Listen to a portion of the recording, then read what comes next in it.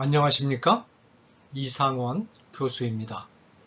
오늘은 사도행전 강의 65번째 시간 로마예서의 바울이라는 제목으로 사도행전 28장 마지막 장을 함께 상고하도록 하겠습니다.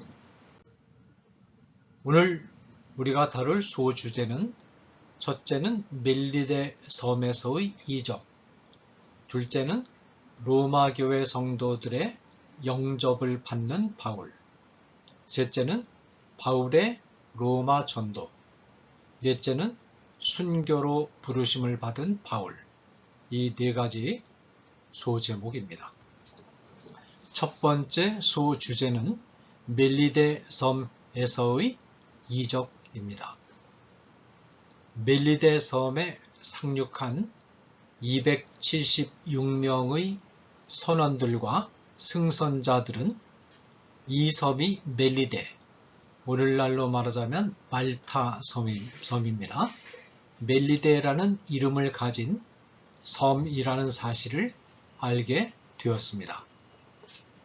이 섬에는 토인들이 살고 있었는데 헬라어 원어는 이 토인들을 야만인으로 번역되는 바바리안으로 표현하고 있습니다.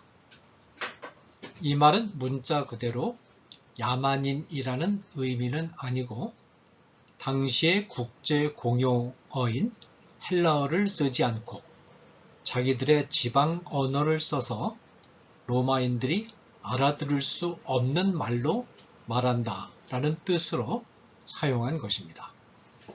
대체로 토인들은 외부 세계에서 온 사람들에 대하여 경계심을 품고 나쁘게 말하기 마련인데 이 토인들은 난파당에 상륙한 바울 일행을 아주 따뜻하게 대해 주었습니다.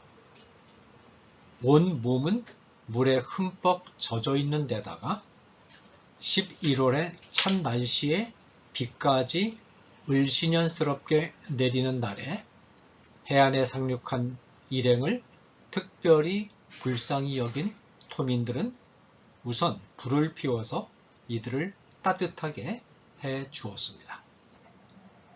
일행이 해안에 무사히 상륙하는 데 결정적인 역할을 했던 바울은 토인들이 불을 지피자 곧 나뭇가지들을 거두어다가 불을 계속 지피는 일에도 앞장섰습니다. 바울이 모아온 나뭇가지 단을 불에 넣자 나뭇단 사이에 끼어있던 독사가 뜨거움 때문에 놀라서 밖으로 나오다가 바울의 손으로 올라왔습니다. 우리말 성경에는 독사가 바울의 손을 물었다고 되어 있는데 원문에는 그냥 바울의 손에 걸려 있던 것으로 되어 있습니다. 아마도 독사가 바울의 손을 문 채 대롱대롱 매달려 있지 않았나 생각됩니다. 이 광경을 목격한 토인들은 바울이 바다에서는 겨우 살아났지만 독사가 다시 물은 것을 보고 바울이 사람을 죽여서 천벌을 받는 것이라고 성급하게 판단했습니다. 4절. 그러나 바울은 독사를 간단히 불 속에 떨어뜨려 버렸고 바울에게는 아무런 이상도 나타나지 않았습니다. 5절. 바울이 독사에게 물렸으나 하나님이 기적적으로 바울을 살려주신 것입니다.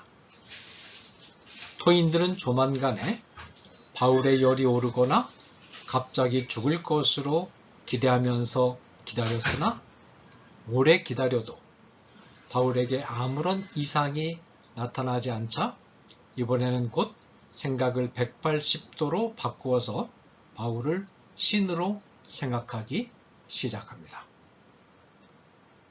멜리데 섬은 보블리오라는 추장의 통치를 받고 있었는데 보블리오는 성품이 매우 온화한 사람이었던 것 같습니다. 보블리오는 해안 근처에 큰 개인 소유 토지를 가지고 있었는데 일행을 자기 거처에 받아들여 사흘간이나 유숙할 수 있도록 허락해 주었습니다. 7절. 마침 보블리오의 집에는 부친이 열병과 이질에 걸려 누워 있었는데 바울이 그에게 들어가서 기도하고 안수하여 병을 고쳐주었습니다. 8절. 이 소식을 들은 섬 토인들은 병든 자들을 바울에게 데리고 왔고 성령께서 바울에게 적절하게 신유의 은사를 주셔서 바울은 이 병자들을 고쳐줄 수 있었습니다. 9절. 토인들은 바울 일행이 이곳을 떠날 때 병을 고쳐준 바울에게 감사의 뜻으로 여행에 필요한 물품들을 정성껏 준비해 주었습니다. 10절. 이렇게 해서 바울 일행은 빈손으로 절망적인 상황에서 해안에 상륙했으나 바울과 함께 하신 하나님의 세심한 배려에 힘입어 토인들과 아름다운 관계를 가질 수 있었고 좋은 인상을 서로 나누면서 헤어질 수 있었습니다.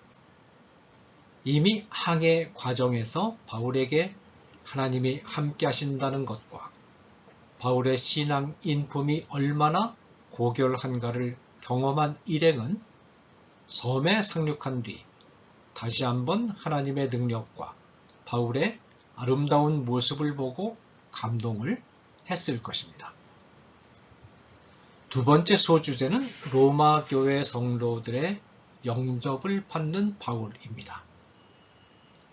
바울 일행은 역시 알렉산드리아에서 출항한 다른 곡물 수송선을 타게 되었습니다. 이 곡물 수송선은 멜리데의 항구에서 겨울 동안 정박했다가 봄이 되면 다시 항해를 계속하는 배였는데 바울 일행도 겨울이 지날 때까지 석 달을 이 섬에 머물렀다가 봄에 이 배를 타게 되었습니다. 이 배의 돛꼭대기에는 디오스쿠로의 기호를 그린 휘장이 매달려 있었는데 이 휘장은 배 이름을 뜻하는 것이었습니다. 11절.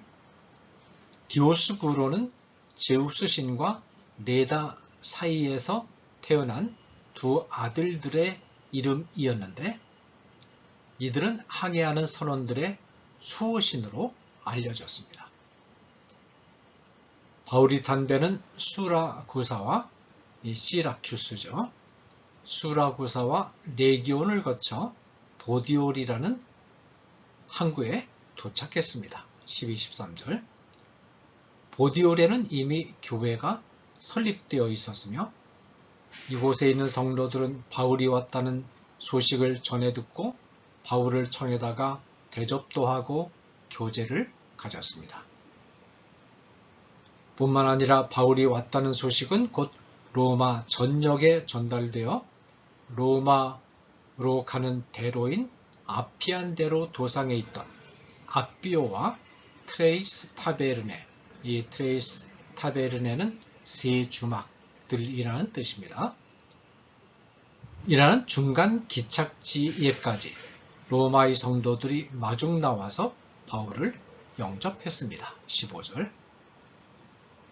부디올에서나 아비오에서나 트레이스 타베르네에서나 바울을 호송하던 군인들은 이미 바울을 전적으로 신뢰하고 존경했기 때문에 바울이 죄수의 신분이었으나 바울이 이 성도들을 만나고 또 이들의 집에 유숙하는 것을 모두 허락했습니다.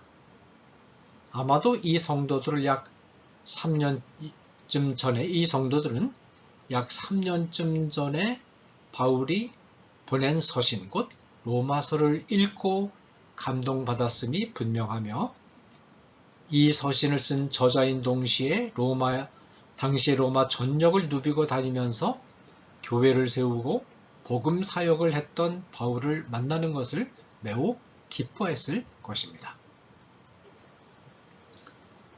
오랜 기간 동안 유대인의 대적들에게 시달리고 감옥을 전전하며 또 바다에서는 무서운 태풍을 만나 말할 수 없는 고생을 해왔기 때문에 심신이 피곤하고 지쳐 있었을 바울은 성도들의 따뜻한 환영과 사랑을 받는 가운데 마음의 큰 위로를 받았습니다. 따라서 바울은 하나님께 감사 기도를 드리면서 담대한 마음을 얻었다고 누가는 기록합니다. 15절. 바울은 옛날에 서신을 통해 밝힌 소원이 이루어지고 있음을 체험하고 있는 셈입니다. 로마서 1장 11절에서 12절에 보면 이런 말씀이 있습니다. 내가 너희 보기를 간절히 원하는 것은 어떤 신령한 은사를 너희에게 나누어 주어 너희를 견고하게 하려 함이니 이는 곧 내가 너희 가운데서 너희와 나의 믿음으로 말미암아 피차 안위함을 얻으려 함이라. 다음 소주제는 바울의 로마 전도입니다. 로마에 도착한 바울에게 로마군은 특별한 호의를 베풀어서 바울이 호위병의 경비하에 혼자 생활하는 것을 허락했습니다. 16절. 아마도 바울은 일정한 거처를 빌려서 그곳에서 가택 연금 상태로 지낼 수 있도록 허락받았던 것 같습니다. 동시에 바울이 거처하는 집에는 동료 성도들이나 사람들이 자유롭게 드나드는 것이 허락되었습니다. 바울은 로마에 도착해서도 먼저 유대인들에게 전도하고 다음에 이방인에게 전도하는 자신의 기본 원칙을 지켰습니다. 우선 바울은 자신이 죄수의 몸으로 가택 연금 상태에 있음을 밝히고 로마에 있는 유대인 지도자들을 자기 집으로 초청하여 일종의 간담회 같은 것을 가졌습니다. 이 간담회에서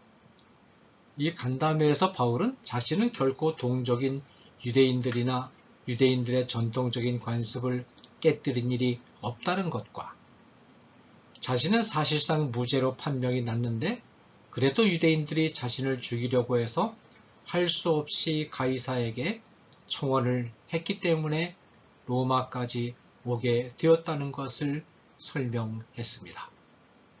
17절에서 20절. 바울의 말을 들은 유대인의 지도자들은 바울과 관련된 사건에 대해서는 편지를 통해서나 인편을 통해서나 들어본 일이 없다고 대답합니다. 21절.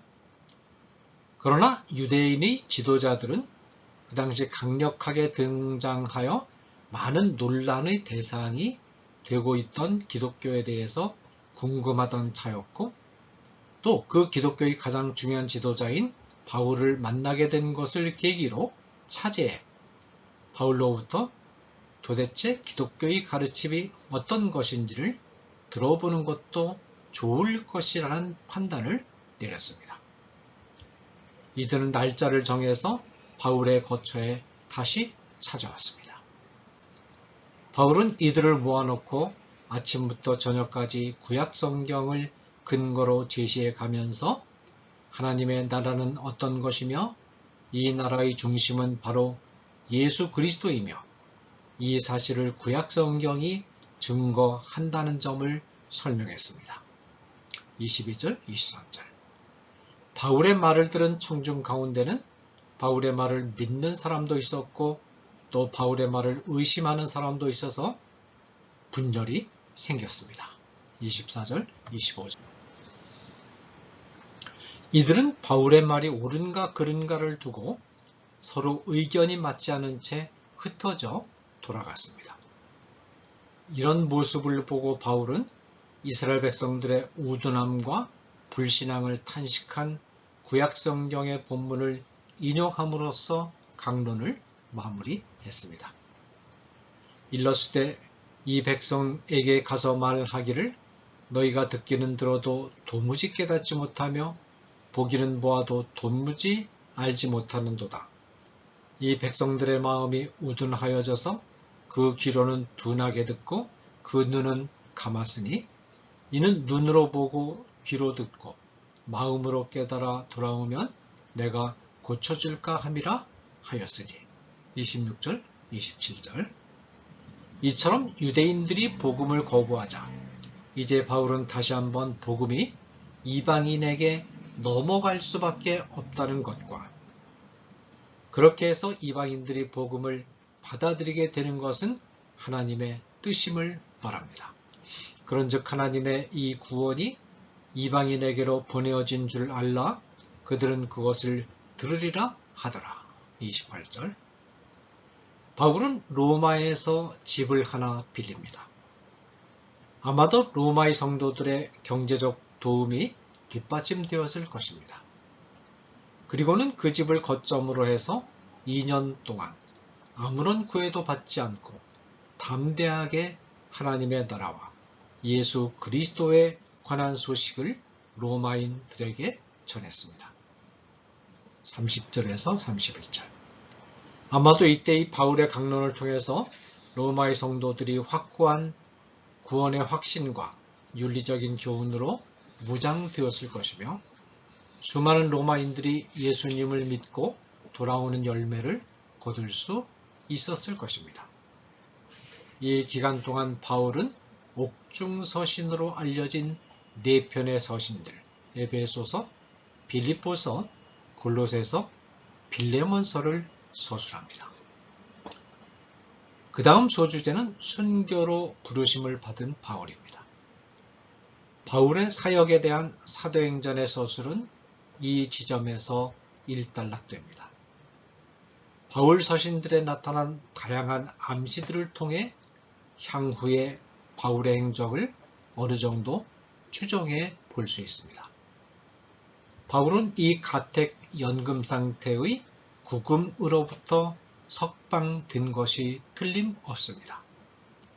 로마의 관리들이 바울을 존경해서 관대하게 바울을 대한 일이라든가 지방정부의 종교 문제에 개입하지 않는 로마 정부의 정책이라든가 바울이 이미 무죄 편결이 난 상태 등이 바울의 석방 가능성을 뒷받침해 줍니다. 뿐만 아니라 로마 연금 시기에 서술한 빌립보서에는 곧 석방될 것이라는 바울 자신의 확신이 나타나 있는데 아마도 바울은 곧 자신이 석방될 것을 기대했음이 분명합니다.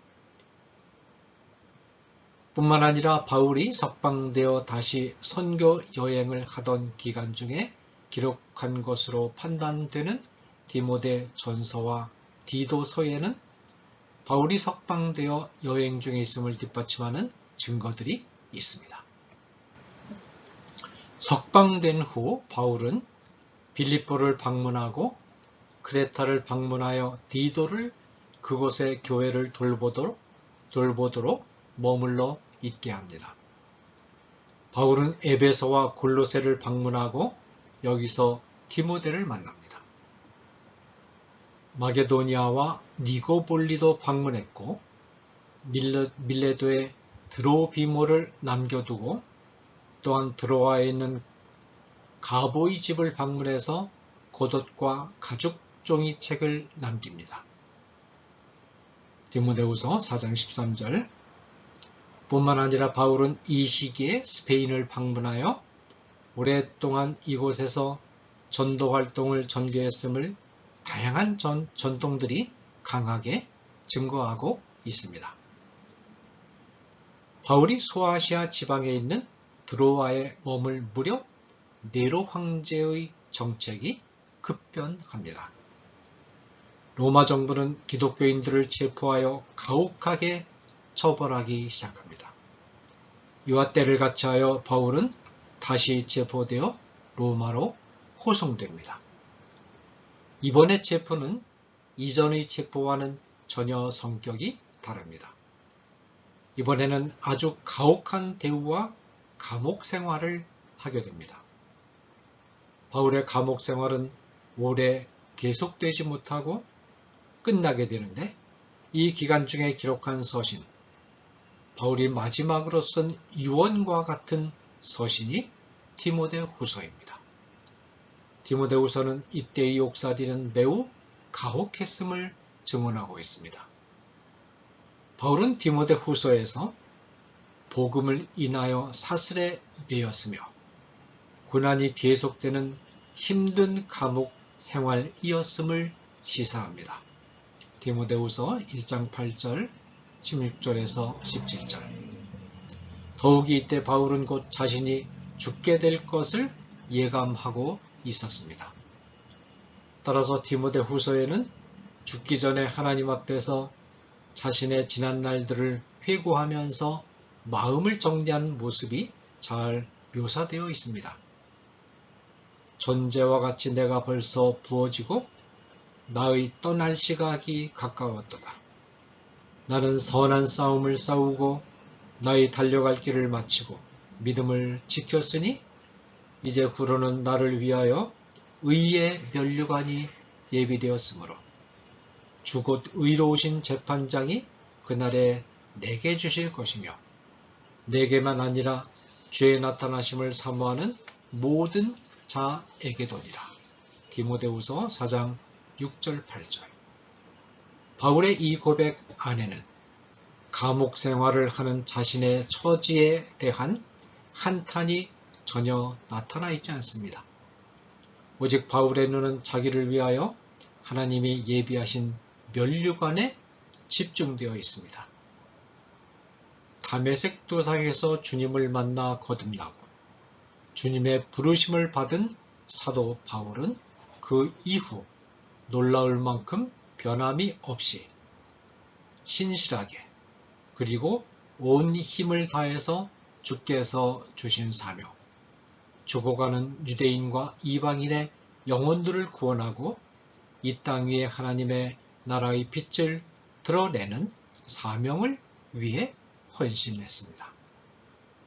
이 일에 혼신에 힘을 기울여서 헌신할 때 바울에게는 가는 곳마다 유대인들의 집요한 핍박과 방해, 몸에는 고칠 수 없는 지병을 앓은 채 고달프고 긴 여행을 계속 해야 하는 수고로 몇 차례나 반복된 파선의 경험, 시도 때도 없이 감옥 생활이 찾아왔고 많은 매를 맞아야 했습니다. 그러나 이런 고통과 고난이 계속될 때도 바울은 불평과 한탄을 하지 않고 오직 하나님이 자기에게 주신 은혜가 얼마나 큰가를 묵상하며 때때로 직접 찾아오셔서 주시는 위로에 감사하고 만족하고 그래서 하나님을 늘 찬양하고 기도하면서 이 길을 끝까지 걸었습니다. 개종한 이후의 바울은 그야말로 혼신의 힘을 다해 열심히 자신의 삶을 살았습니다. 이렇게 헌신했던 바울은 마지막 순간에 주님이 주실 면류관을 소망 가운데 앙망하면서 오스티안 대로상에서 목베임을 당해 순교한 것으로 추정되며 바울이 순교한 것으로 추정되는 자리에는 성밖에 사도 바울이라는 이름을 가진 교회가 세워졌습니다. 감사합니다.